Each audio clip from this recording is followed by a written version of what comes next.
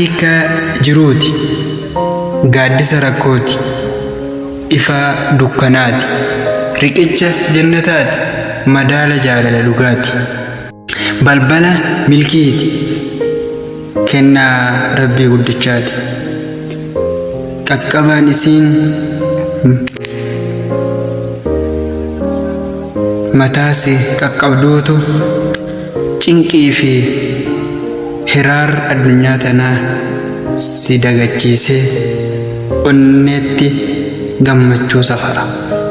Onneetti gammachuu safara. Haati waan ati barbaaddu siif godhuu baattus waan qabdu hunda siif godhuuf osoo lubbuu sitti hin qusatin namni siif arjoomuuf qophii ta'u an haadha malee hin beeku. Waa'ee haadhaa dubbachuuf arrabaatu hudhama, onneetu dhaabbata, sammuutu dhiphata, jechootaatu ba'aa dadhabee kitintira. Rabbiin haadha teessan tajirtu umrii haa dheeressu, tan duuteef rahmata haa godhu.